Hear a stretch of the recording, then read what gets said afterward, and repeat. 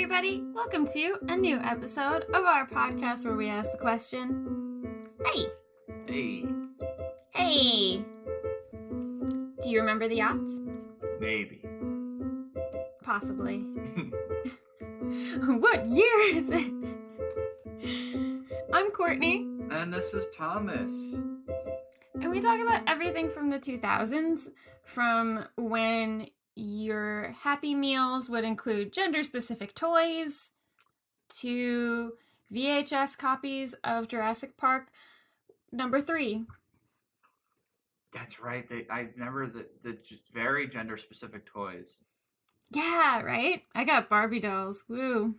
Also, Free Britney. Yep. Free Britney, guys. Just do it. We were really mean to Britney in the 2000s. And also, I mean, we've talked about it on this podcast a bunch because as much as we love the Aughts, there was a real rampant amount of misogyny in the 2000s. Yeah. I was thinking about that a lot when I watched Free Britney. I'm sorry, it's not called Free Britney, but I feel like it should be called Free Britney. It's Framing Britney. Free Britney! And also, like, even with Paris Hilton, you know, I feel like what happened was we were going after these women who were also actually just, like, slaves to misogyny. Yeah, and stuck perpetuating these things. Yeah. It's ironic that we, especially like the Attitude Era and like, you know, being cool and whatnot, it's weird how almost puritanical some of these acts were, like criticizing someone, like the fact that Paris Hilton had a sex tape, like sex sells, it was scandalous, but it wasn't necessarily a positive reflection. And it's weird to think that like people who thought more either liberal or free of themselves were definitely judging people on a very puritanical sense of understanding. And I mean, we can even talk about that with Megan Fox. Like when Megan Fox did... Oh, yeah. When I've watched interviews with her long after because Jennifer's Body has become such a cult classic and she loves that. Yes. And she still like talks to people about it. She talked to Eli Roth on his horror show about it. It's I love Megan Fox, but I definitely know that like when I was a young dumb kid in high school, I definitely had an attitude, and it's like, was I really trying to attack her from some misogynistic perspective? Not really, but that was the cultural thing at the time. Like that was very much like, and she even says it herself. She goes, you know, I saw myself as a feminist, and it sucked seeing people who were profound literary feminists attacking me for roles where I would, you know, it's like, we really had this harsh, and I think there's still unfortunately kind of a little leftover of that, but I think we're trying to be a little more nuanced. Yeah, I found recently on, I think it was like vintage shit posting or something like that, but there are some like old school Instagram accounts where you get to see like, you know, old photos of celebrities, and somebody posted one of Paris Hilton when she was modeling at 18, and it was before this persona, and she looked really beautiful. Like I was really amazed at how beautiful she looked, and then I realized that, you know, who she played in the 2000s was a brand. It wasn't necessarily who she is as a person. There are multiple complexities to her, just like any other female, like any other individual that just happens to be in the spotlight. So I think that, you know, people like Britney Spears and Paris Hilton, and Megan Fox and Amy Winehouse and Lindsay Lohan, like we spent so much time attacking them for representing this thing instead of realizing that they have to play along. They have to do this thing. It's not their choice. They don't want to be a part of this. And then going after who the actual perpetrator was of creating these personas. Yeah, absolutely. And it's like, speaking of Paris Hilton, I think there's a YouTube documentary about her now. There is. I just don't want to pay for it. That's fair. Well, instead of paying for that, I recommend one of my favorite YouTube channels, Wang. Justin Wang did a video recently on the story of the Paris Hilton sex tape. And to his credit, I think Justin Wang gave a really good breakdown of the entire series of events that led up to happen. And he gave a very fair and very, I think, very nice and respectful like post analysis about Paris Hilton, where he talks about her playing a role and how at the time, because Justin Wang's whole thing is he goes to the Internet Archives and talks about stories from the internet. So it was fascinating to see just how this thing fucking happened. And he's like, because there is the question, like, do we believe what Paris Hilton says? And he goes, to be honest, yeah. He goes, given all the evidence, and looking at where she is now, he goes, there's definitely a criticism we can have on how society behaved at that time. So shout out. He doesn't need, he doesn't really need my shout out, but still, if you don't want to pay for the Paris Hilton documentary, just watch the Justin Wang video. It's very good. Okay, cool. Yeah, I think the fact that she's coming out about a lot of her experiences that she's had, like, like her experiences in boarding school, and she's speaking up for her friend Britney Spears as well. I think it's really important that we listen to her point of view, and, like, as somebody who definitely perpetrated that in the aughts, it doesn't come from an anger specifically with those people. What it came from was an anger of, like, people who feel like we weren't being represented. And there are plenty of people who can feel that way, like, 10 times over compared to, like, what I was feeling as, like, an angsty brunette emo girl. Who is now blonde. But, blonde. Yeah. Yes. Blonde. I think that there's a lot to learn and listen to when we hear these perspectives from female artists who had to face these certain identities in the 2000s, because who are we to not listen to them, like, any less than we would, like, men in the media, Yeah. Just listen to them. Just give it a try. My thing, and the one thing I thought about is, because especially when I was watching the Wang video about the sex tape, there was definitely really the whole thing started and happened because of slimy men around Paris Hilton. Right. And an interesting thought I had is, like, okay, I was like, there's definitely reasonable adults and human beings and people around Paris Hilton, and I would say responsible and respectable men. But I think that the problem is that these slime balls, like, they were they were kind of looking for their 15 minutes of fame or to exploit something for cash. And I think that one of the biggest issues was they were not, like, these are, even back then, these guys were slime balls. Like, people did not look fondly on these men, but they got away with it because we kind of just turned a blind eye to them and would look at the girl and be like, how did you get involved with this? I know, exactly. That's what I mean, is, like, it's always spun around on being the woman's fault. And it's like, maybe just for once, like, let's do it. Let's listen to these people and see what they have to say, Yeah, because it's like, no one likes the guy who released the tape. But at the same time, we can't just be like, oh, he's a slime ball, but why did you do it? It's like, no, we got to think back. Because she was also, I didn't realize this, she was 19 when that tape was made. Oh my God, 19. That's so young. Like, that's really upsetting to hear from, like, a 29-year-old man's perspective. Like, what the fuck? That's she was crazy. 19. I didn't look like that at 19. That's crazy. I'm just, like, thinking about, I always think about this, like, how age looks different on different people. I don't look like that now. Right. I didn't know that she was only 19. When you're a kid, you just see celebrities and you're like, they're old, they're adults. And also at that point, like, what do you do? Do you say you're embarrassed, you're humiliated, that was such a stupid mistake on your part? Or do you do what she did and you capitalize on it? Yeah, and it's a weird timing of events, because I know it took, like, the tape was made, I think, in 2001, but it didn't, like, the scandal and then her show didn't happen until, like, a few years later. So by the way, I've heard excerpts of from these like 2000s Instagram pages, and the shit that they say is hilarious. Yeah. Like, it's actually comedy gold. Yeah. Like, Paris Hilton and Nicole Richie were actually creating a very informative performance art piece, and nobody was paying attention. Yeah, that's true. What a different time. But it's again, check out the Wang video if you don't want to watch the Paris Hilton documentary. I did think about watching it though.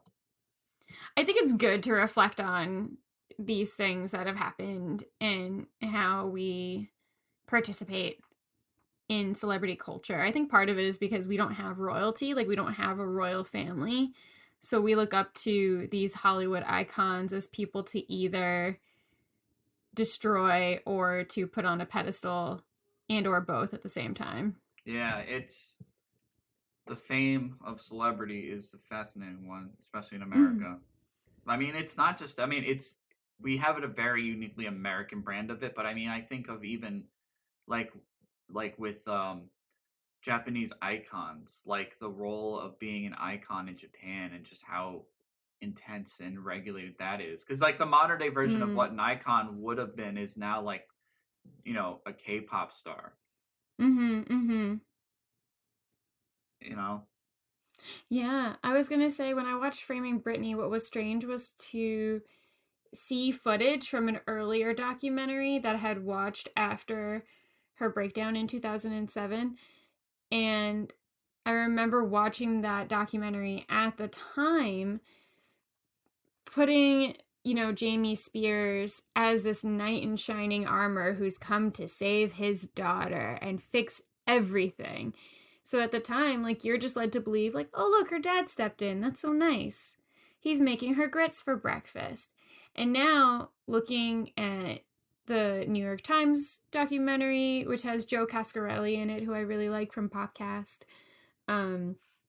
you start to see it's like, no. Just because it's presented as this way. Like, just because a dad says, like, every Southern girl loves grits. Like, fuck you, Dad. She's a pop star. If she wants to eat peanut butter and lollipops for breakfast, she can eat peanut butter and lollipops for breakfast all she wants. Like, you don't get to decide that for her.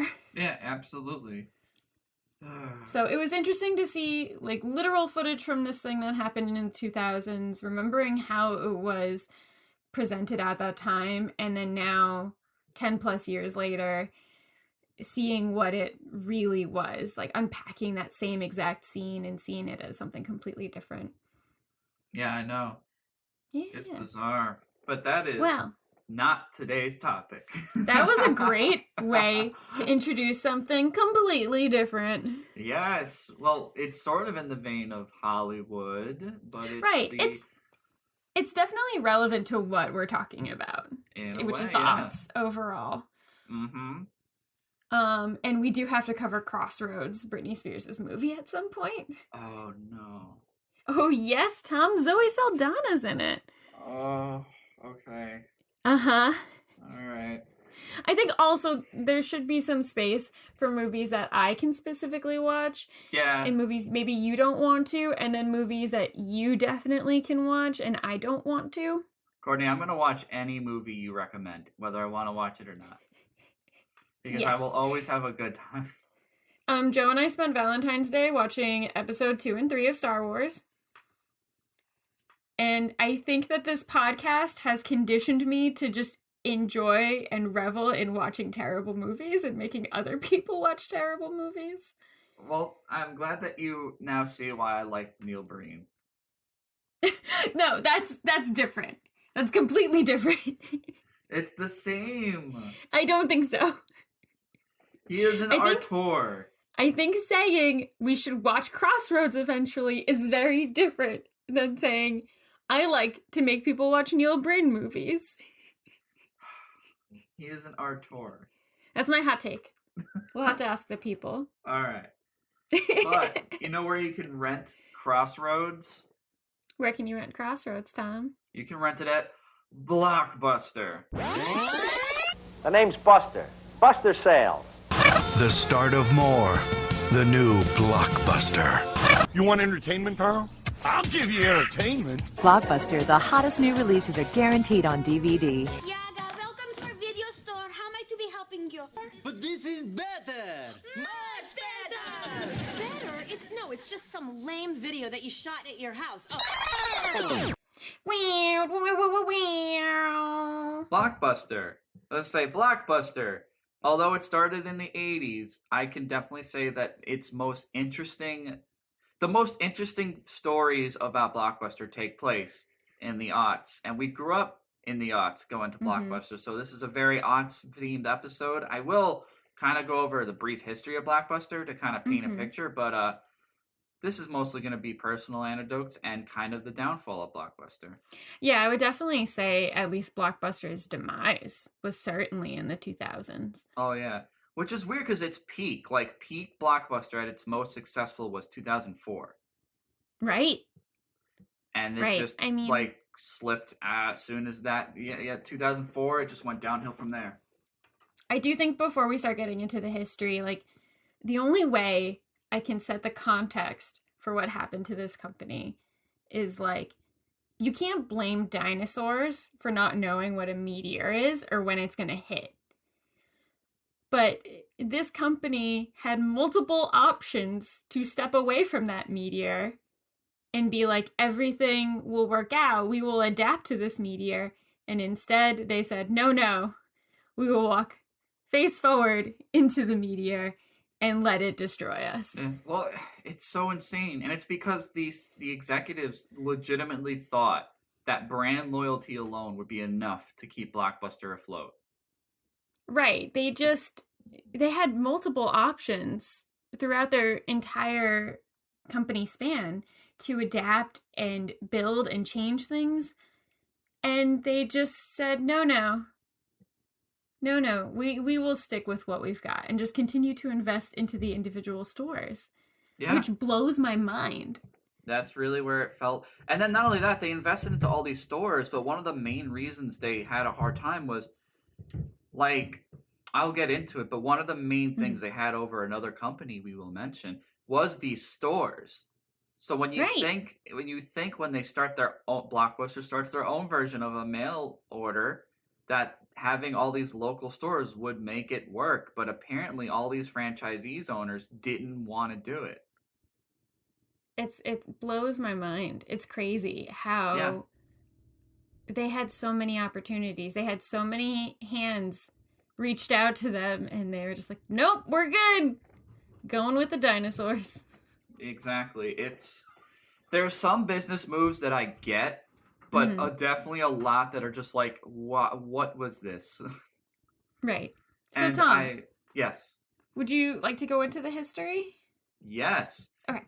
I actually have very organized notes with giant bulletins. Fantastic.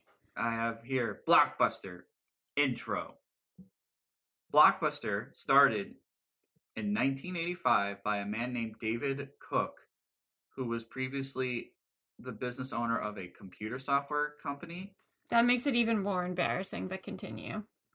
In 1987, he sold part of the business to investors, and it was really in the 90s that Blockbuster kind of just blew up. In 1992, they expanded overseas. Nobody has the movie I want. Hey, if it's on video, Blockbuster probably has it. Our superstores have over 10,000 videos. Wow. I'll watch these fast and have them back tomorrow, I promise. Relax. At Blockbuster, you can keep your videos for 3 evenings, so take home plenty. And use our 24-hour quick drop. Do you have any children? Mm-hmm. This is when they just started buying out. This is when Blockbuster was on top. Was in the 90s. Could you imagine Blockbuster in Paris and Italy? Yeah, that's so weird to think about. I'm just seeing the Blockbuster logo over the Eiffel Tower.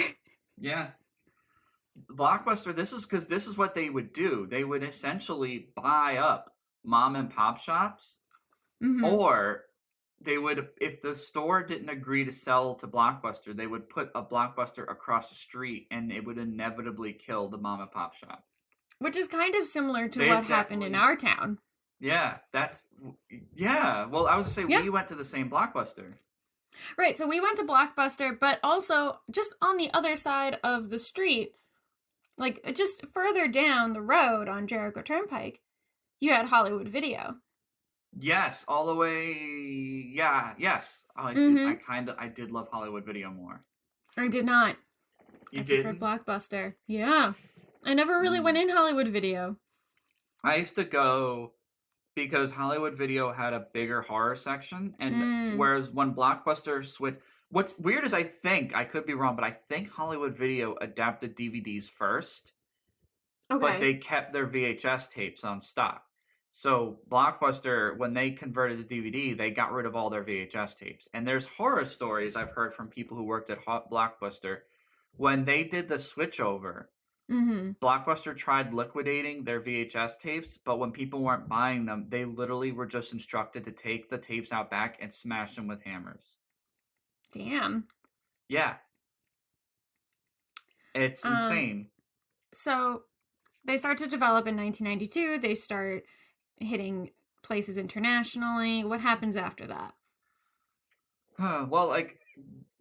Quick side note. Do you remember there was a small video store in Herrick's at the Herrick Shopping Center next to what now is H Mart?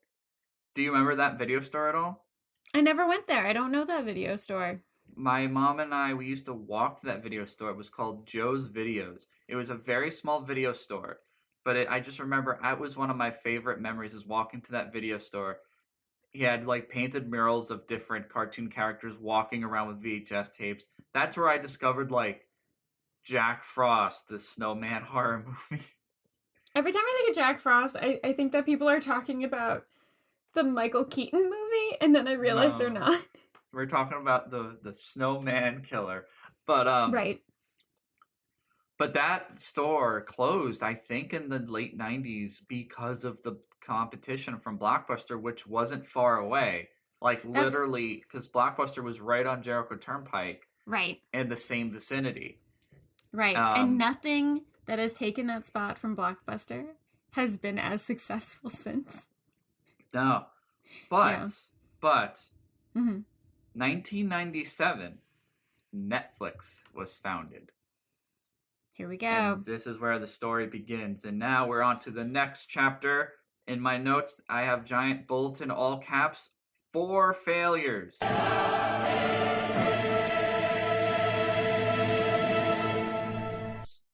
Tom, when you first say Netflix comes, can you please add that song that goes like dun dun dun dun dun dun dun dun dun dun dun dun dun. Yes, yep.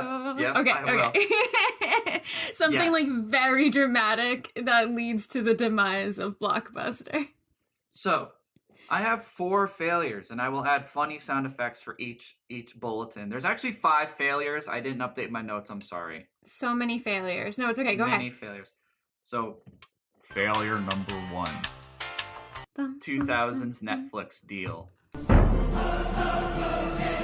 This is the story that everybody knows. Everybody knows this story. Courtney, you know this story.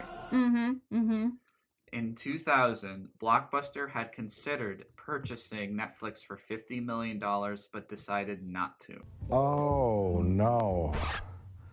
Oh, no. No, no, no. No, no, no. No, no, no, no, no, no. Why not, Tom?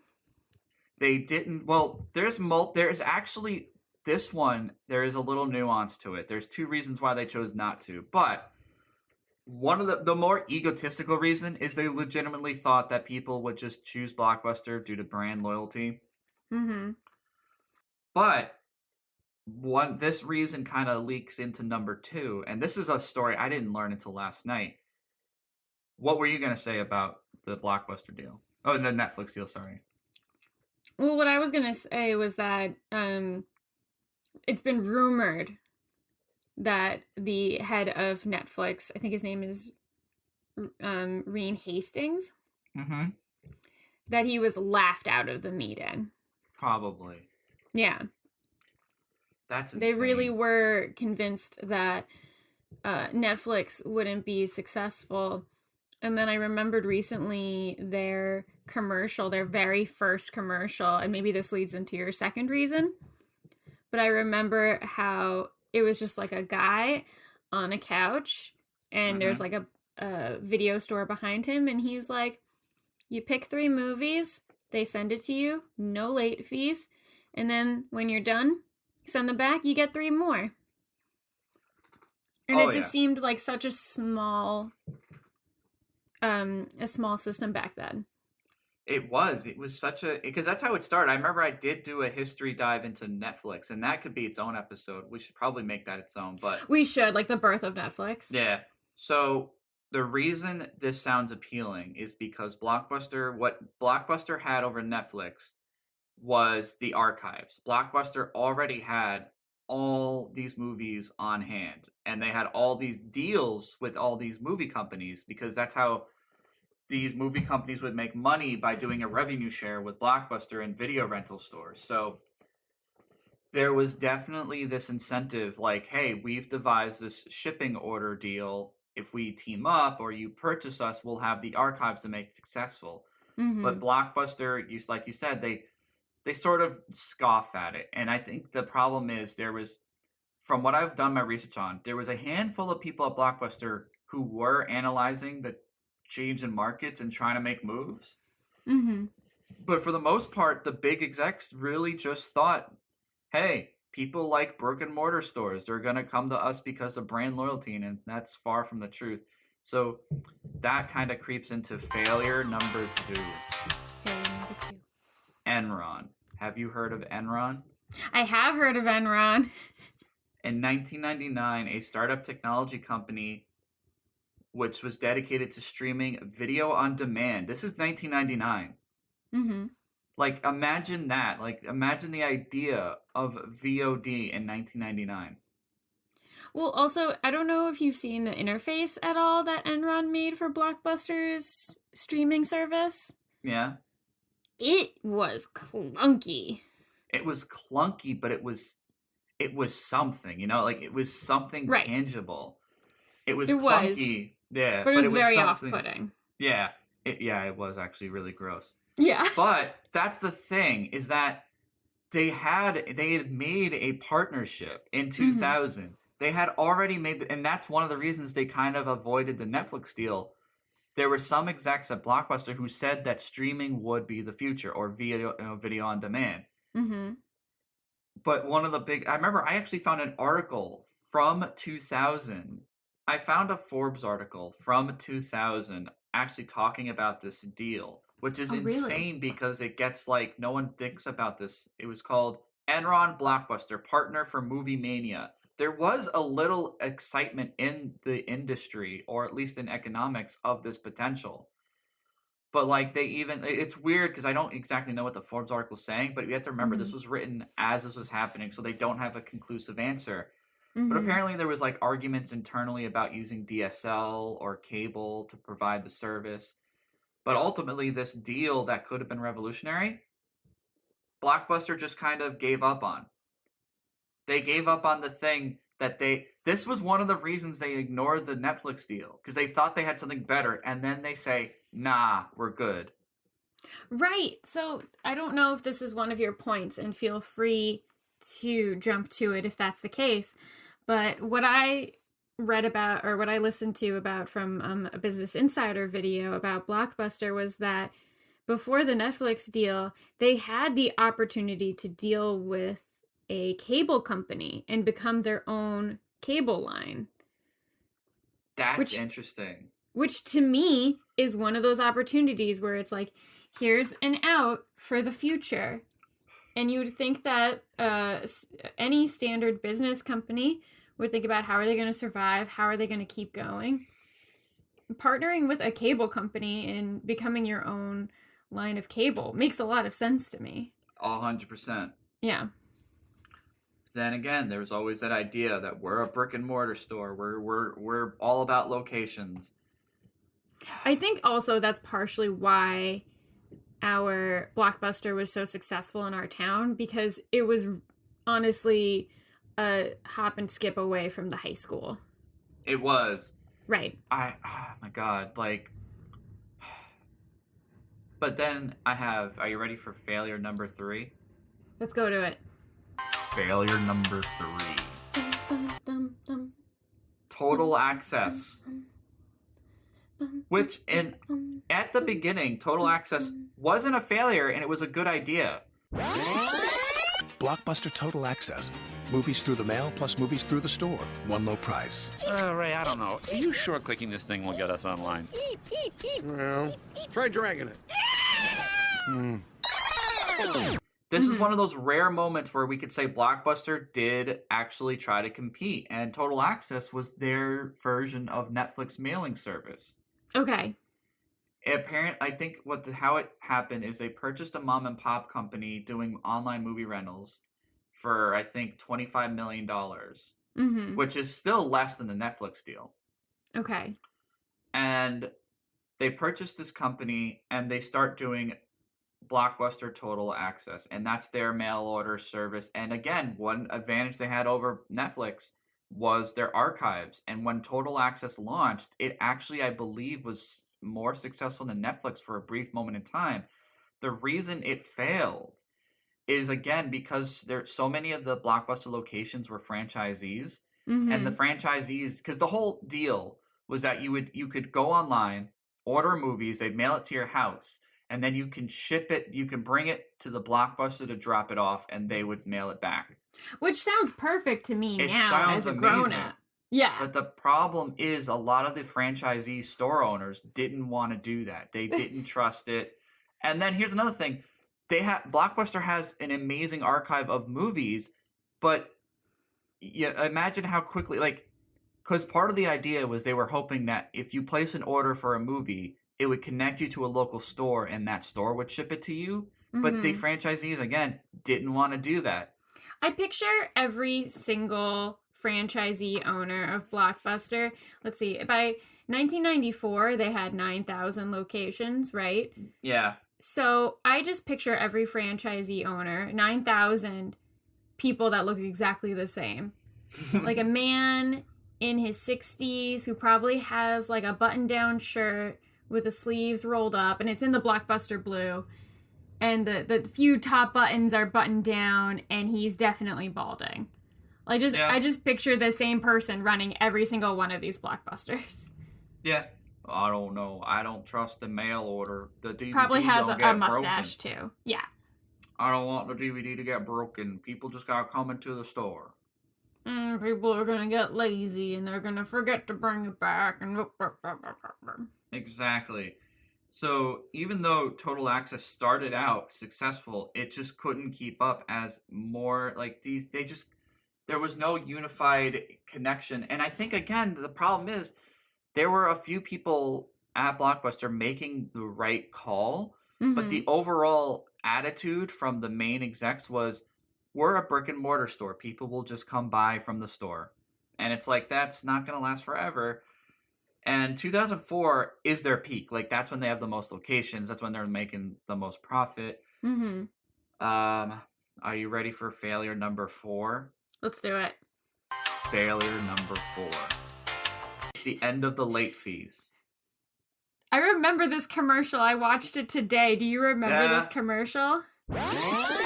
No more late fees. You go right ahead. Take them, relax, enjoy more time and less stress. It's so beautiful.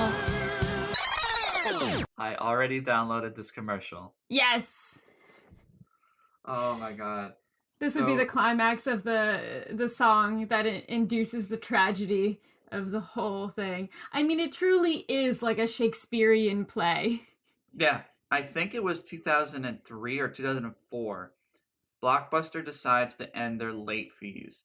And it actually did a collective $20 million loss. But the idea was, because it wasn't even technically the end of late fees. What would happen is if you kept the movie past like 2 weeks, they just charged you for the whole movie. Right. And also, like, it doesn't make sense to market that way. Yeah. You know what I mean? Like, it doesn't make sense to promote, like, hey, we're going to lose money over this thing. But also, we could get some money. It just becomes, like, it just makes what was already a streamlined process into, like, a very confusing arduous process of like, well, now this person's just not going to get their movie back. Okay, well, now they need to order another copy for the next time somebody would like to order it. Yeah. And you're charged 2 weeks later. Like, it becomes less clear what the method is. Yeah, I'll never forget when that happened.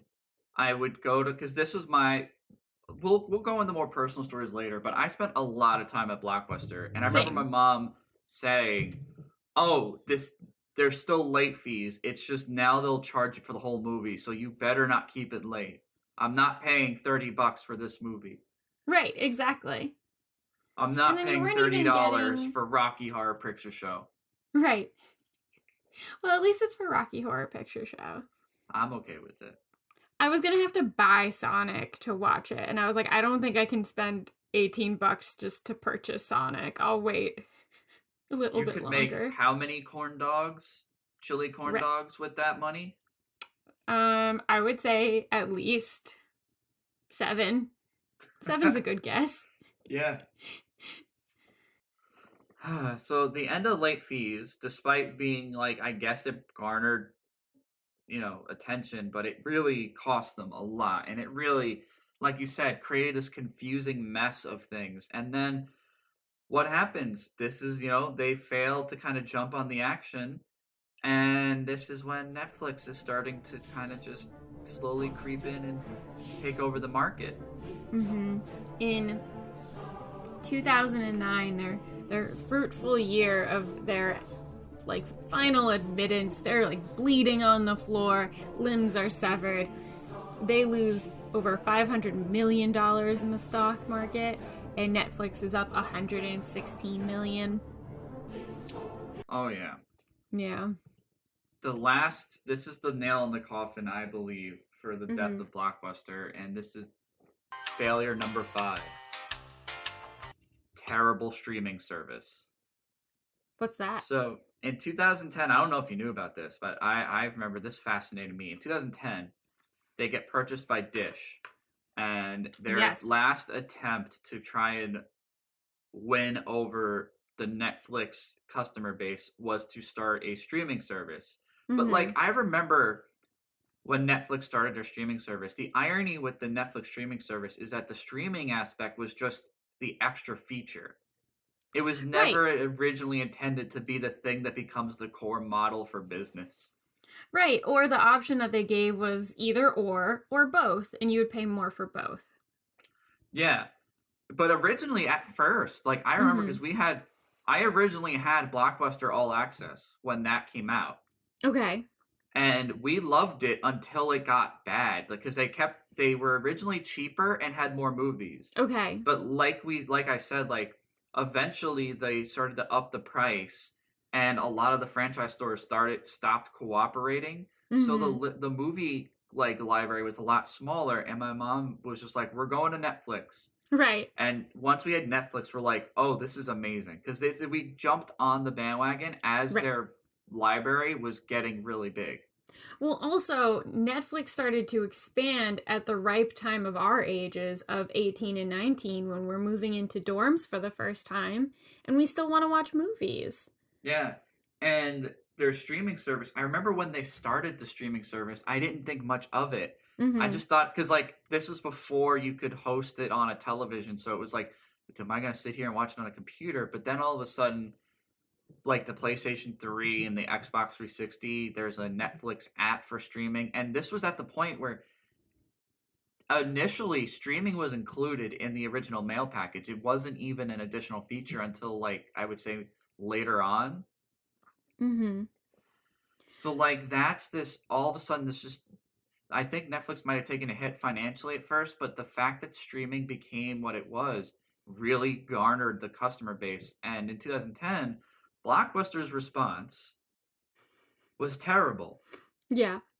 Blockbuster's response, remember how I was saying, what really sold the idea of streaming was the fact that you could play it on your television. You can watch the movie now on your TV as if you had rented a DVD or a Blu-ray and just stream the movie from the convenience of your house. So Blockbuster's response was to make an app for streaming, but listen to how terrible this is. You couldn't stream it to your television. You could only stream it to your phone. What? And technically, it wasn't streaming because Blockbuster tried to sell it as the higher quality streaming service. But the way they did that... We should set a reminder, too, that at this point, when they say, like, send it to your phone, nowadays you can watch YouTube videos and watch Netflix on your phone like it's no problem. But back then, it was still impossible to get the first smartphone. It was impossible to get the first iPhone. So you're thinking, like, 10 people tops? Yeah, not a lot of people in 2010 were going to watch an entire movie on their phone. Right. And so... it was an app on your phone where you could stream a movie, but here's the but, it wasn't technically streaming because what it would do is that you would download the movie to your phone as a rental. Yeah, it would be a rental. It would only last like nowadays YouTube, Amazon, they all have a rental service and it makes sense. You pay to unlock the streamable movie. Once you start the movie, you have 48 hours to watch the whole thing, but it's not downloaded to your entire hard drive. It is a streamed movie. Right. They just unlock it for you. Yeah. Blockbuster's quote unquote streaming was literally you pay to rent the movie. It downloads to your phone. You can only watch it on your phone. Oh, God. And then after 48 hours, it deletes itself from your phone. But I'm just picturing how little memory people had on their phones back then. Just the one iPhone person that you know who had to get it as soon as it came out. Then that means that you can't have any photos, basically. Like, you can't have anything on the phone because you need to keep enough room for a Blockbuster video. Yeah, and what movie in 2010 were you going to download to your smartphone from Blockbuster? The Hangover, obviously. The Hangover? Oh, my God. Now you have it on the go. You can watch it briefly on your road trip. Hopefully, if you downloaded it before you left the house. And it's like at that point, you know what's funny? Is all the steps they made you do. Like you had to rent it from their app, download it to your phone to watch it. It's like you could have just done that with pirating. Totally. You literally could have pirated a movie. And not only could you pirate the movie, but when you pirate the movie, you could probably play it on a television. Also, at that point, it was easier for me to, like, purchase things on Zune and watch things on my Zune and not have to worry about downloading an entire video file and then it being taken off in 2 days. I watched all of the Invader Zim seasons on my Zune. So... I feel silly saying that, like that's of higher quality than Blockbuster because Zune has also gone obsolete.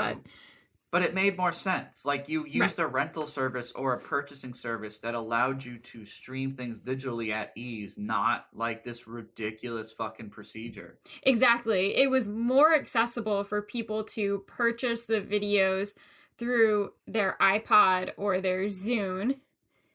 I'm going to keep mentioning Zune, and then watching it through there. Like, there's no reason to go through the entire process on your phone if you had an iPhone. Exactly. Oh, fucking Blockbuster, man. But let me see. It is funny to me that the last movie that they have on record for being rented was in 2013, and it was the aptly titled movie This Is the End, the James Franco and Seth Rogen movie. Oh my God, that's sad. It's beautiful. I'm telling you, if you replaced the plot of Macbeth with Blockbuster and Netflix, it would still work. I mean, Netflix will eventually, I think, implode on itself, but the story of Blockbuster is just so beautifully tragic that it feels like a Shakespearean protagonist. Yeah, it does. It's literally all these weird business moves, like, but like you said, so many opportunities to expand.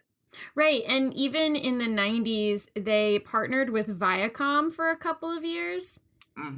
That still led to a $20 million loss, which at the time didn't seem like a big deal.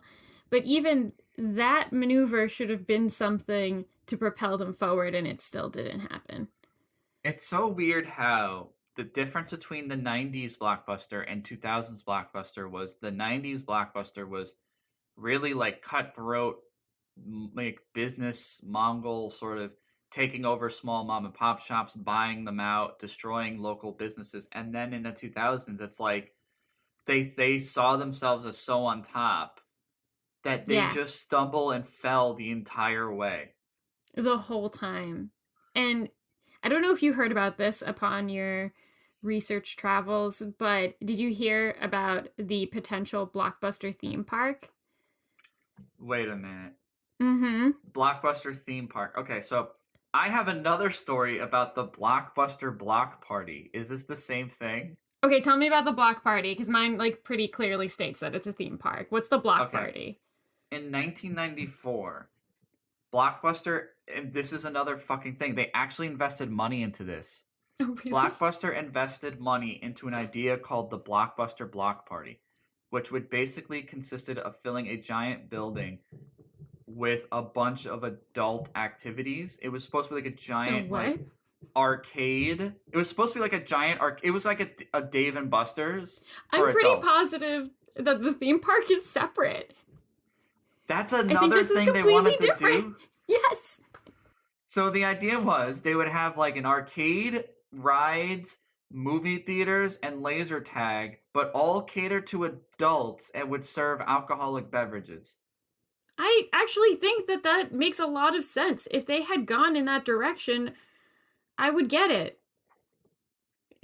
That makes sense to me. Like, yeah, because what's funny is that's also kind of the answer to the movie problem, like movie theater problem. You provide an experience you can't get at home. Why would you convince? Like, the only people going to movies really, I mean, during the pandemic are cinephiles and me going to drive-ins, which is safe. You're supposed to be distant. Don't go to the theater unless you rent a private theater. Right. But it's like this whole Blockbuster Block Party sounds like a brilliant maneuver. Right. And I'm thinking about, when I was a kid and I would go to see a movie with my family, we always wanted to go to the arcade either before or after we went to see the movie. So it would make sense to me that you would combine those experiences. Exactly. And it was so weird that they invested millions into this concept and just abandoned it. They just said stop. They just said, we're done here. Now, please tell me about the theme park. And was the theme park in Albuquerque? Okay, I don't know much about it. I just know that there were plans to make a Blockbuster theme park, and I don't think that they got far, but they did develop drawings and illustrations for a theme park, and I wonder, I saw it in the Business Insider video that I watched, and it was wild. There's like a hill in the center with the Blockbuster ticket logo on top, like it's Mount Olympus or something, and then everything else kind of like trails out from that central point. But I wonder if you can find the schematics on Google. Let's see. Park. We're gonna take a look. Yeah, so I see the same picture. And it looks like, okay. Known to the irreverent as Wayne's World, Blockbuster Park was a giant sports and theme park complex proposed for Broward County by Blockbuster Video Store's owner, H. Wayne Huizenga, who took it over from the original owner, Cook. Well, the park was working its way through zoning and permitting, and tax concessions were being pondered by the legislature. Wayne sold Blockbuster to Viacom, which nixed the project. Viacom would become theme park owners anyway with the acquisition of Paramount, and that company had already developed parks. That makes that so. It's interesting because some of these business decisions are smart ones. Getting acquired by Viacom makes sense, but it's fascinating to think that might have been the very first step in the wrong direction. Right, and it says that the one that you mentioned, the Blockbuster Golf and Games FEC, is not this development. So they are two separate huge endeavors that somebody just goes pass on. That's insane. It's crazy. That's fucking bizarre. Like, oh my god. Separately, I'm just seeing this because it's interesting to me. There was a canceled Orlando project called Hurricane World. Can't imagine why that went wrong. Yeah, that's not nice to put a theme park based on hurricanes in a state that's constantly hit by hurricanes. Yeah, not a great idea. No wonder why that didn't pass. But that's just one that I have to share. I would love something like that, honestly. Yeah. I would have loved a Blockbuster theme park. You'd have all these attractions that are themed after movies. How fun would that be? Exactly. I think to kind of put a bow on the story of the failure of Blockbuster, in a nice ending, there is still one store in Oregon. Then it's known as the last Blockbuster. Where Joe and I have family. You should go. Apparently, in the start of 2020, they planned, I don't know if it's still happening because of COVID, but you could apparently, through Airbnb, and a joint venture between Airbnb and the Blockbuster, you and 3 friends can stay up to 3 nights at the Blockbuster for 4 nights a person. No, $4 per person. I would love that. Have you looked? Stay in the Blockbuster. You can, you can rent and watch any movies you want. That sounds like a fantastic idea. Have you looked at the Blockbuster in Bend, Oregon? Have you looked it up? I've seen it. I've seen bits of it. I sort of pictured for some reason that it would have been completely fossilized in what Blockbuster looked like when we were kids, but it actually looks more like a museum. Yeah. Yeah, it is like a beautiful museum with the Blockbuster logo on it. And when I saw that you could stay at it for a few nights, I think that they're still doing it. Somebody should look into that for us. Maybe Julia, because she's in Oregon. That'd be great. But hey, Julia, look up Blockbuster for us. So when I come visit eventually, we could go stay there. But I mean, that seems like a lot of fun to me. Like, that sounds like finally just like a hatchling of a good idea to cater to what people want now. Yeah, but that's the thing. At this point, it's not even Blockbuster, the company. It's the franchisee owner who still runs this one solo store in Oregon that I really hope stays afloat. I'm holding. Man, what a journey Blockbuster put us through. Do you remember, and I actually completely forgot about it until we started recording, do you remember when Pokemon Snap came out on Nintendo 64? And you could go bring your Pokemon Snap cartridge to a Blockbuster and pay to have your photos in the game turned into stickers that you could pay for. I didn't know you could do that. Oh my god, it was the best. It was so exciting. Cool. That's so fucking cool. I know we still have photo booths nowadays, but I don't think people remember that a lot of photo booths when we were younger wouldn't give you photos. They would give you stickers. That's amazing. The Pokemon Snap stickers that you would get at Blockbuster were that same kind of thing. It was the same photo with multiple printouts, and they were super teeny tiny. I think I might have had one on one of my Game Boys. Like, it was such a fun experience to take pictures in the game and then bring them to the Blockbuster, and then they became real photos that you could play with and put on your things. That's insane. It kind of it instilled that like fantasy element of being a kid where you're seeing Pokemon and you know it's not real, but being able to turn those pictures into a real tangible thing made you feel for a second that this could be real.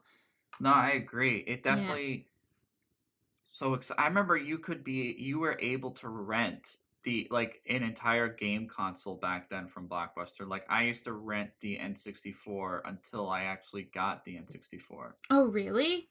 Mm-hmm. And I don't remember doing that. I think we just got whatever. We usually just used a birthday, and it was like, yeah, this birthday we want a PlayStation. And that was it. Like, video games, we shouldn't detract how big video game rentals were also for Blockbuster, especially in the PlayStation 2 era. Mm-hmm. Like, that was huge. I remember our Blockbuster's video game section. And it especially became big then because at that point, the GameCube and PlayStation 2, you relied on memory cards, so you could have your memory card and go rent a game. You didn't need to purchase the game to have your file. Yeah, you could literally rent it long enough to beat the whole game. Right, exactly. And I remember like renting Animorphs on PlayStation 2. Yeah.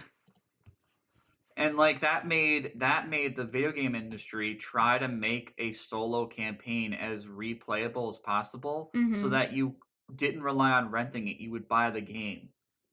I think that that's the thing that is still hurting from the loss of Blockbuster, because movies obviously had gone on and graduated to Netflix and other streaming services, but there still was never something to replace the experience of going to Blockbuster and renting a video game. There were a few sites that tried to do this, and now obviously you can just download games on the systems. Gamefly, do you remember Gamefly? That's what it was. It was Gamefly. I knew there was one. It was just weird. Yeah. Yeah.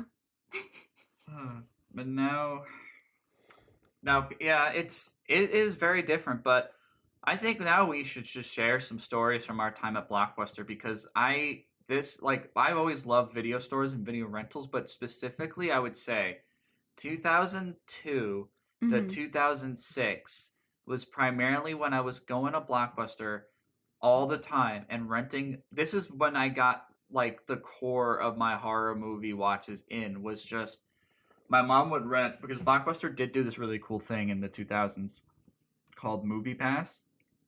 Okay. Where you would pay a subscription and you could rent like 2 movies at a time and then keep those movies. And then when you wanted to rent another set of movies, you would return those 2 movies and get 2 more movies. See, that makes sense to me. And it worked for a little bit. And I remember that summer when they first launched it, I would ride my bike every single day to the Blockbuster. On the way there, because they just built the new subway. You know which subway, the one on Jericho, right by where Blockbuster used to be. Oh, yeah. I would ride my bike to the subway, get 2 foot-long sandwiches, and then go to Blockbuster, rent 2 movies, then go home and watch those movies and eat Subway. This reminds me to our conversation about the middle school dances, where you were like, you realized I ate too much Subway and Taco Bell. I did.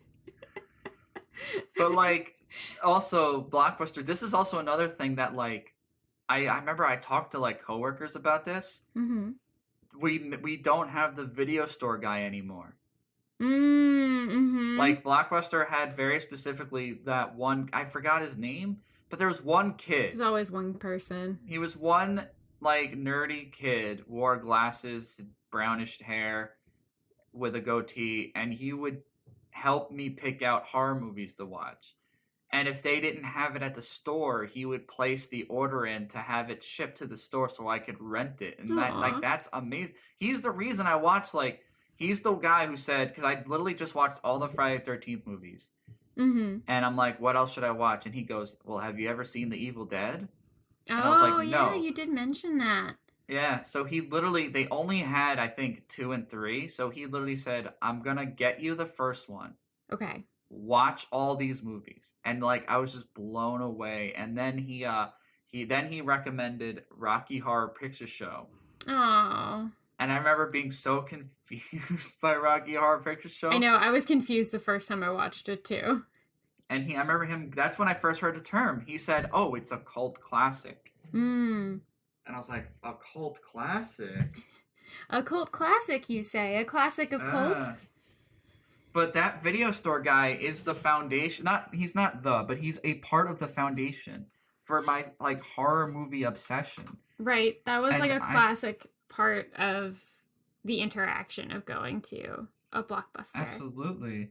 I feel like I really miss, even now, the tactile experience of going to the store, picking out a video and holding it in my hands, and then it being this object that I have this new responsibility for, and that it must be returned in 2 days. And I think that that's something that is missing about accessibility and streaming, is that you don't feel that tangible, like, I'm holding this and I am responsible for it now. I will watch it and then I have to rewind it and return it. Exactly. I think by the time that we were in high school, that's when I was free to do what I wanted, but also I didn't really go that far. I felt like there was a lot happening in our hometown where I could just walk around on a Saturday, listen to my CD player or my iPod mini, and I would go to the Vito's Bakery for a cookie. Do you remember Vito's? Yes. Oh my gosh. I would go to Vito's for a cookie. I'd go to the library. I'd go to Blockbuster. And back then they had the 4 for $20 deal. Which was when a new movie comes out and they stock the shelves with those new movies.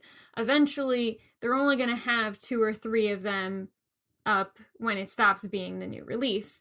So what do you do with all those extra copies? You'd sell them in the 4 for $20 bin. And that's where Alyssa and I would get a lot of our indie movies, because we would just look at things and be like, I remember that person's face. I remember this person's face. That's this person. I'm going to get 8 of these. Yeah. And then we're just going to watch 5 of them tonight and see which ones are any good. You know what's funny about Blockbuster too? Mm-hmm. Towards the end of its life cycle, I would say like 2009 or so, because this was when midnight launches for video games were pretty big. Like, you would go to GameStop and the line would be out the door. Okay. A little secret that my friends and I discovered was that Blockbuster also did this, but nobody knew. So you could just walk into a Blockbuster at midnight and buy the game with ease. Oh, that's a good point. For us also, you know, we were pretty young, and the only way you could really get like Nintendo things, like little Mario plushies, were if you ordered them from Nintendo Power, but that takes too long. So they would have toys at Blockbuster. That's where I got my card captor set. Nice. I still have that. I'm looking right at it. That was one thing that I was like, I will never get rid of this. I bought the card captor book, which is just like a plastic version of it, but it has the card captor card set, and I'm so glad I still have that. That's amazing. Card captors are an unsung hero of the magical girl anime genre. I know that like some deep anime fans love it. I know Sailor Moon is like, you know, that's everybody's favorite, but card captors, that's where the party's at. I dig that. Yeah. But man, like, just how long could you spend in a Blockbuster? I would spend forever. Hours at a Blockbuster. Yeah, just going up and down those browsing. aisles, deciding which 4 for $20 I was going to get. Yeah. And if you hit them at the right time, you'd get some really good gems. Like, that's how I have my Burn After Reading DVD. I have Once, which we should cover at some point, because that's a great movie. Mm-hmm. Yeah, just so many. I mean, like, yeah, some are definitely, you know, some duds. Like that weird movie where Hilary Duff plays a Middle Eastern woman and John Cusack is in it. Oh my god. Oh. Yeah. Also, Hilary Duff just picks some bad movies. She picks some bad movies. I like her, but sometimes I'm like, who are you letting make decisions for you? So, you remember 2019, there was the Quentin Tarantino movie, Once Upon a Time in Hollywood. I know exactly what you're talking about. Which was a respectable yes reinterpretation of the summer of 1969 with the story of Sharon Tate. Yes, and given consent by Sharon Tate's family. Also, a kind like the ending right. is kind of beautiful. It does paint a beautiful picture of somebody who was this just charismatic, wide-eyed Hollywood darling. Right. So separately, despite the fact that he is a weird, creepy man, Quentin Tarantino pulled off a fairly respectable adaptation of this story. Right. But we cannot say the same for Hilary Duff. And please explain why Hilary Duff merges with the Sharon Tate story. Because Hilary Duff... Oh, no. It's weird, too, because she just doesn't fit the look the way that... Like, she's smaller. She's more petite. She still looks exactly the way she did as a kid. Margot Robbie fits the bill as Sharon Tate. she was perfect as Sharon Tate. Yeah. And in the same year, actually, this came out first. Yeah, but everybody's known about Quentin Tarantino's movie. He's been talking about it for years. It was one of those things where we're like, quit talking about it, Tarantino. Just make it already. Just make the movie, yeah. So they could have at any point pulled out. So, in 2019, a movie was released called The Haunting of Sharon Tate. It's just awful. It's just pushing all the trauma forward. It's a horrific retelling of the murders, starring Hilary Duff as Sharon Tate. But there's more to it, though. There's like a supernatural element to it. Yes, there's a supernatural element to it. It's just the most disrespectful. Right. Not like self-aware piece of cinema ever made. Right. And there are going to be movies that always weirdly want to coincide with a historical tragedy. Like I'm thinking of Remember Me, where they just throw that ending in there. They did the Remember Me. But at least there is some historical reality to it. Whereas The Haunting of Sharon Tate was just like, let's just throw some supernatural premonitions in there. She has visions of her imminent death. Right. And it's not like there's any journal writings. There's no articles of Sharon Tate's where she explicitly says in a weird precognitive kind of way, like, I think I'm going to die soon. It holds no water. It's awful. It's so sad, and I know that her family has spoken out against that film. I think Hilary Duff is not a bad person. I think that she, based on like some privilege as a white woman who has had a successful career enough, just makes choices without thinking about it. Yeah, so, yeah. To comment on this, people have had too much of an obsession with Charles Manson. Yeah. And the Helter Skelter. Yeah. Helter Skelter. I'm just gonna put it out there.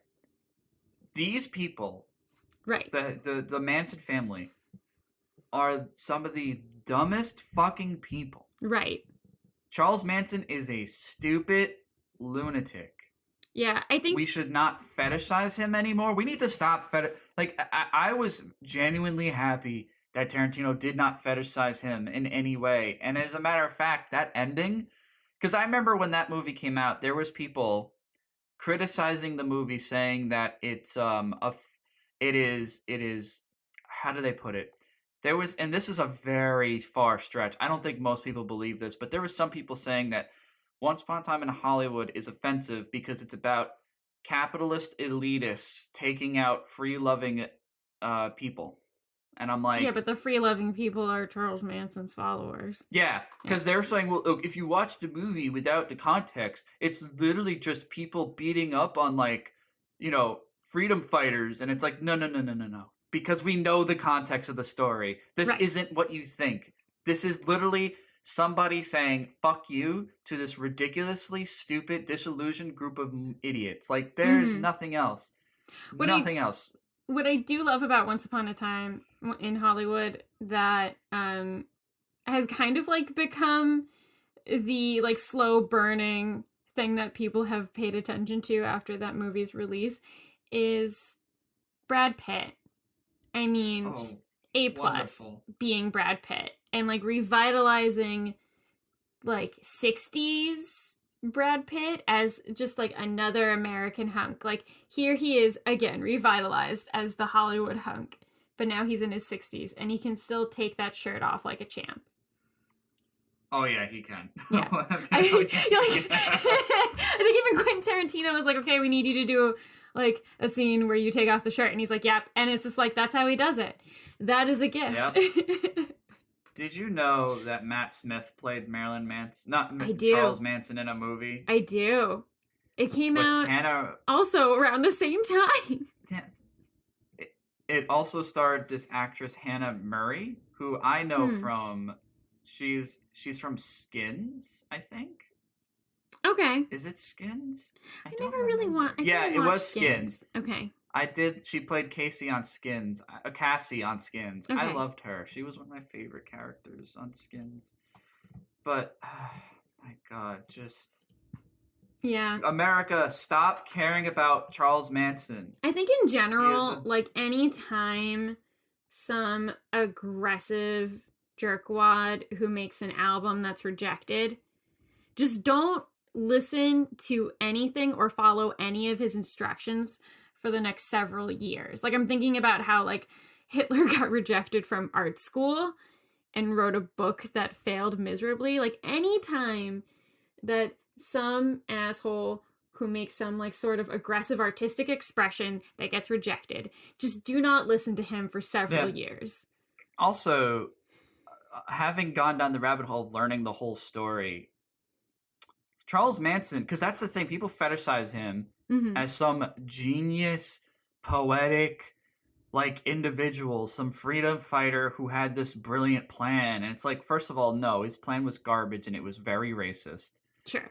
And it's like, second of all, he was an idiot. He was making shit up on the fly. Like, right. It's not like his plan would be any better if he was racially inclusive.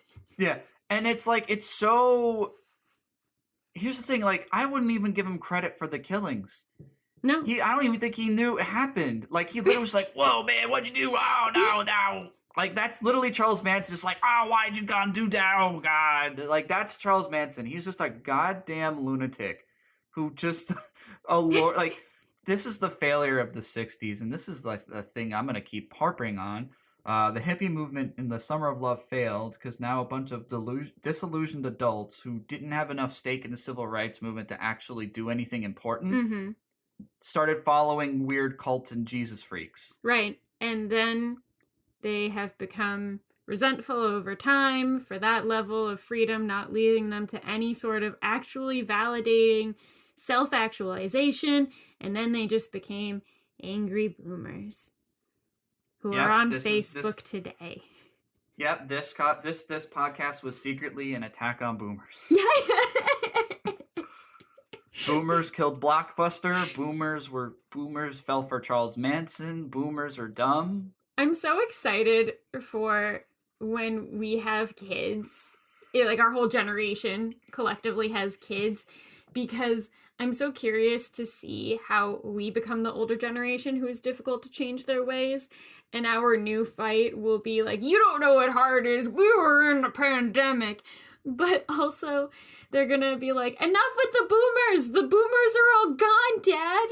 Stop blaming everything on the boomers. It's the boomers. Yeah.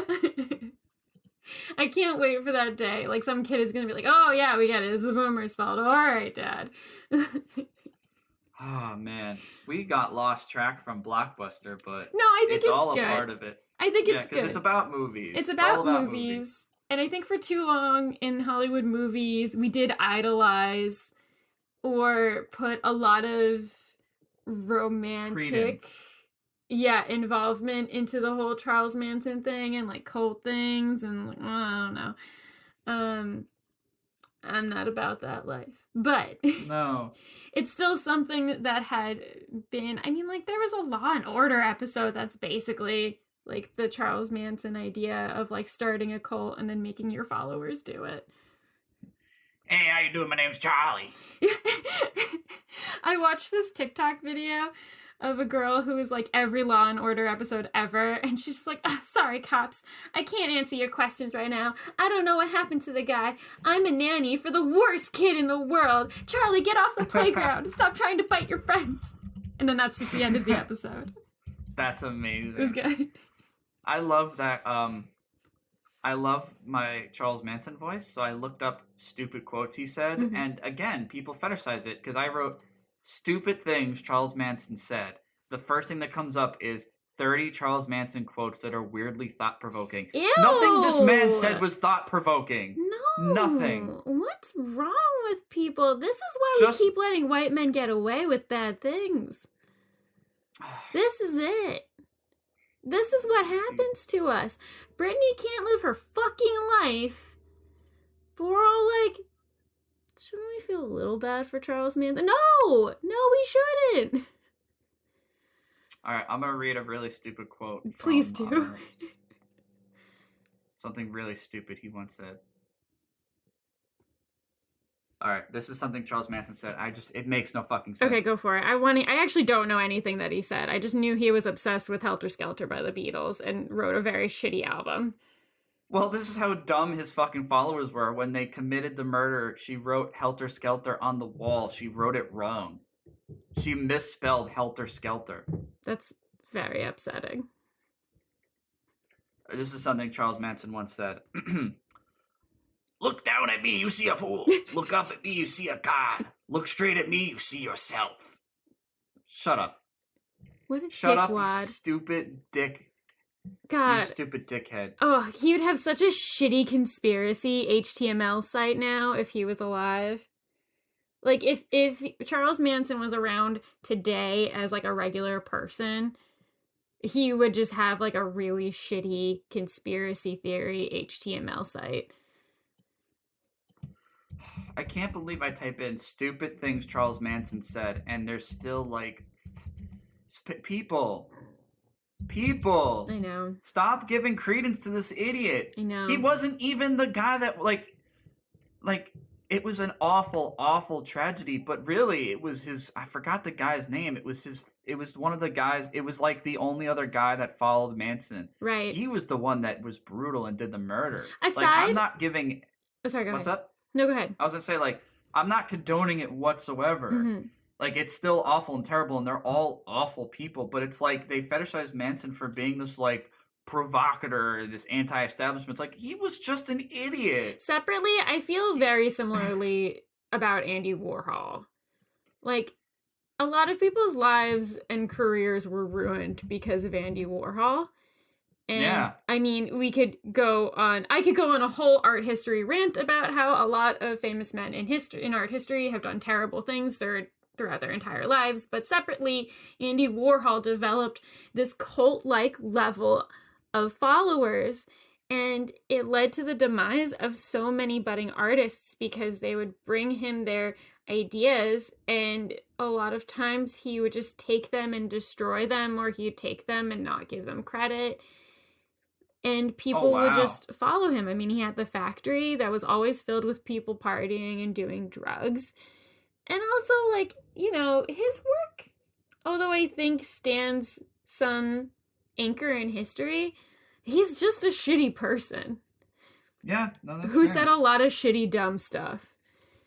Yeah. Yeah. This quote, I think, is the only lick of truth Charles Manson ever spoke. Okay. And it's still full of shit, but he said, I was so smart when I was a kid that I learned that I was dumb fast. It's like, yeah, you are dumb. That's the only factual thing you've ever said. I can just see that as a Facebook image with like a sunrise over a mountainscape. That kind of thing that people just post on their Facebook. Probably something James Duffy shares and thinks it's serious. Ew, remember him? Yeah, we'll have to I'll have to cut that out. That's fine. Yeah. Tom. Yes. Should we ask our final questions? Yes, let's ask our final questions. Do you think Blockbuster would be successful today?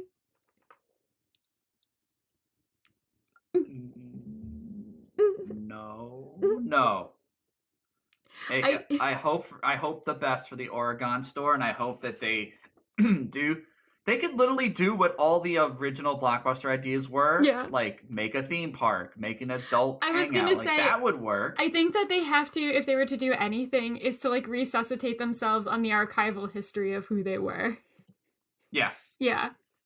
But like the Blockbuster company and franchisees, yeah. No, I just like, absolutely not. As I was asking you the question, I was just like, obviously it's not going to work now, especially with COVID. Like, nobody's going to go to a store where people are touching multiple copies of the same movie. Yeah.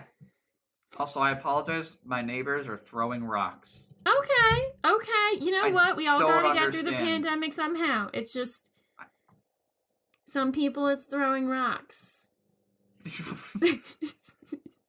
What? I hear this shit and I'm like, what are they doing? I don't know. So Courtney, yes. Do you think it would stand? Do you think it would still work today? I'm so curious if they could turn it into like a pop-up art experience, like the Rose Mansion, or going to one of like Yayoi Kusuma's mirror rooms. Like if they turned Blockbuster into an interactive experience, I think that they could actually do some damage, like some good damage. Instagram would eat that shit up. Oh, yeah. Also, I would eat that up. I would bring my Polaroid camera. I would buy t-shirts. So I think that should be, you know, post-COVID, their next move should be to create one of those, like, interactive social media experiences.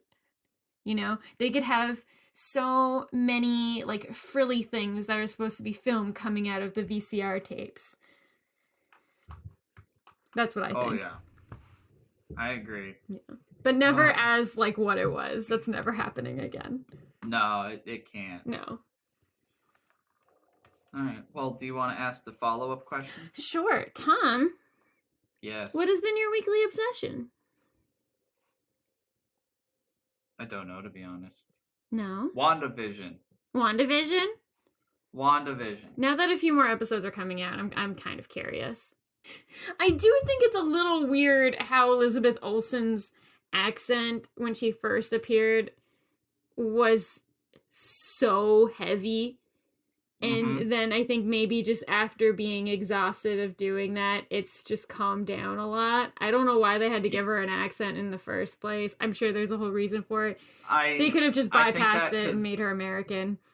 I think because that was Joss Whedon. Because he did that movie, he did Age of Ultron. But what's funny is that that's a good question, and I would just say give WandaVision a shot because that gets brought up. Okay, good. Yeah. I mean, I want all of the success for Elizabeth Olsen and Paul Bettany. Paul Bettany, I've loved since A Knight's Tale. I mean, he's really such a knockout in that. Oh, yeah. But yeah, I'm glad you like it. A lot of people seem, you know, really into it. Oh, yeah. And I want to give a shout out to my favorite character, Randall Park. He's so good. Randall Park is amazing. Yeah. He plays the FBI detective. What's his name in the show? Jimmy Woo. Fantastic. Fan-fucking-tastic. Also, surprised that how much I like Kat Dennings in the show. I like Kat Dennings. Wait, wasn't she in Thor? She was in Thor and Thor 2. She was unbearable in Thor 2, but like they bring her back. Does she play the same person? She plays the same person, but she's like actually like it's her. Let me see. I don't think that they utilize her properly in the Thor movies, to be completely honest. She's a very good actress. They don't give her enough credit. Yeah. They didn't utilize her very well, but in this show, it's like her, Randall Park, and it's her, Jimmy Woo, and Monica. The three characters have like this really cool dynamic where they're trying to figure out exactly what's going on. Okay. And it's like these characters are just. I would just watch the three of them in their own like X-Files type show. Yeah. That'd be great. I love Randall Park. People who have not really had anything that. I've not really seen anything that he's in. Watch Fresh Off the Boat or Always Fresh Off Be the My Boat Maybe. Was great. Yeah, Always Be My Maybe is one of my favorite movies. He punches Keanu Reeves, which is so much fun.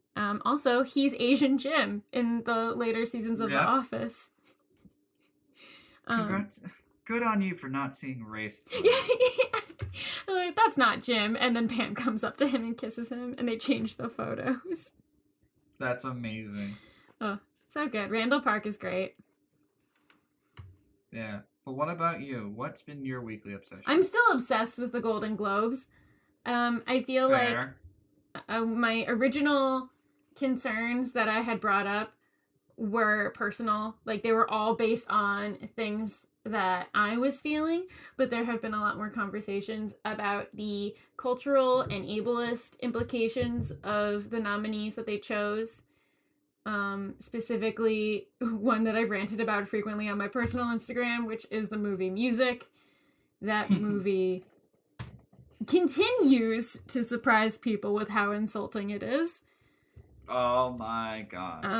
I mean, there's so much wrong with it.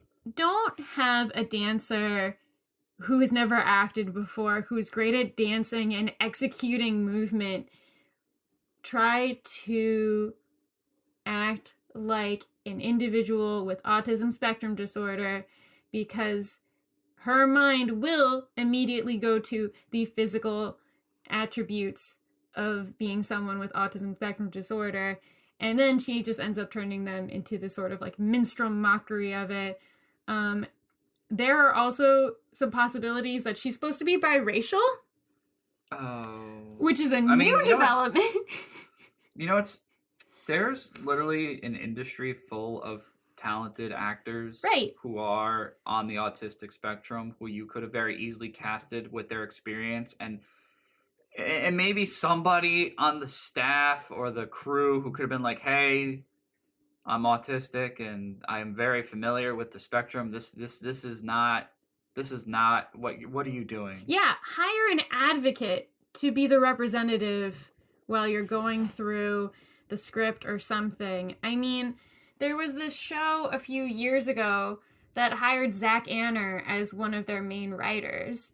And there's an episode of Drunk History where they're talking about a lot of the protests by people who live with disabilities to include more federal income for people with disabilities. And they have Zach Anner in it, and they have a whole cast in the Drunk History episode of people with disabilities. Like, there are things that you can do. There are plenty of people with disabilities who would love an opportunity to work on a film set, so give them the chance to do it. Don't just shut them out. And then also yeah. I was gonna say also an act, you know. Mm-hmm. Now my brain's broken. It's okay. An advocate does not include a fanatic mom with a sign. Yes. Yeah. Hire some people who actually do this for a living. Hire somebody who lives with it.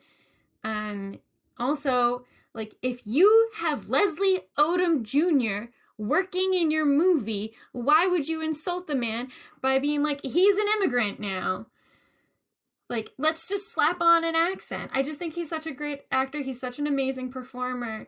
Like, why would you even put that context on him when it's not necessary? And all of these characters are just supposed to be like the magical, mystical figures for Kate Hudson's character to like figure out something about life. Separately, why was Lin-Manuel Miranda nominated for Hamilton and not Daveed Diggs or Leslie Odom Jr.?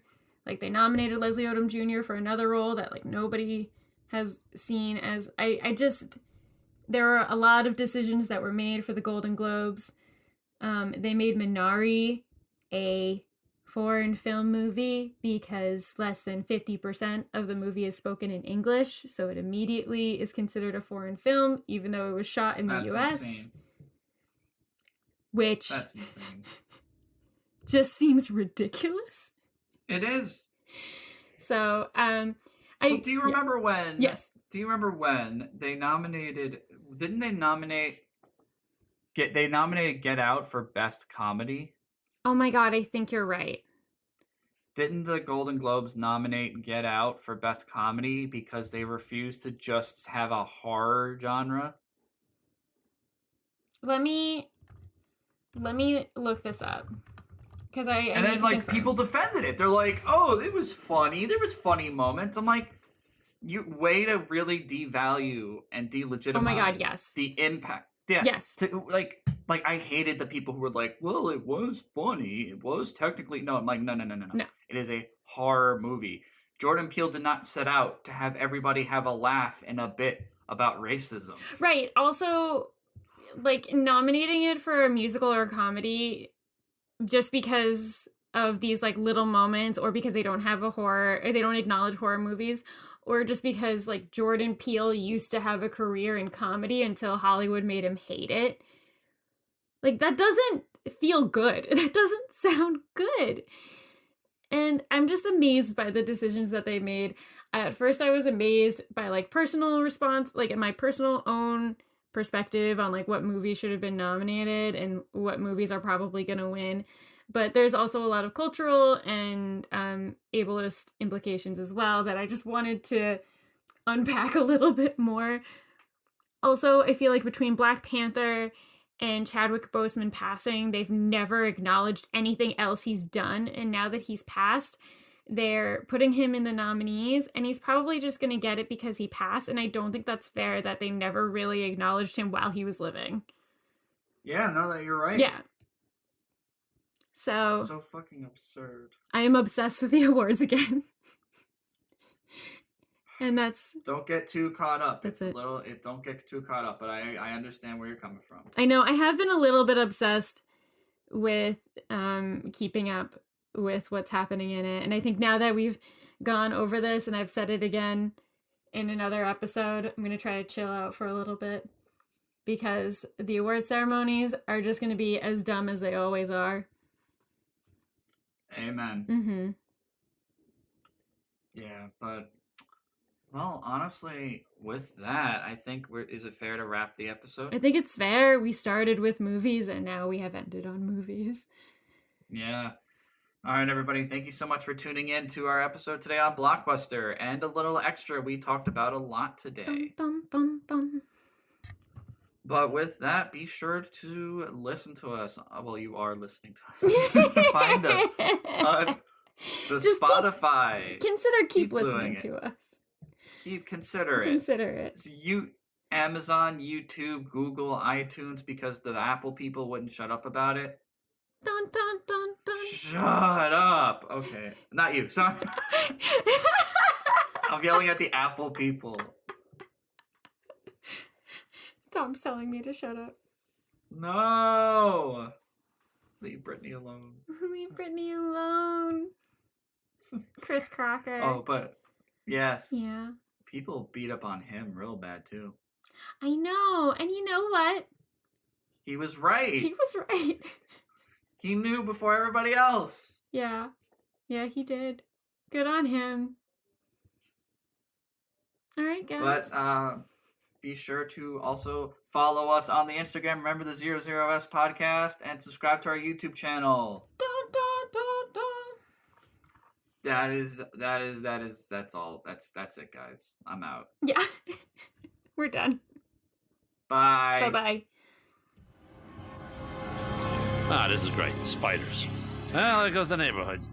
Spider-Man has arrived at Blockbuster, and we've got the best way to bring the movie home. Buy it on DVD or video and get a full-week rental absolutely free. Plus, you're automatically entered to win a Blockbuster exclusive, a life-size replica of the web-slinger himself.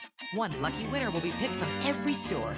So buy the movie, get a free rental, and a chance to win a limited edition Spider-Man replica. It's a great deal, and it's only at Blockbuster.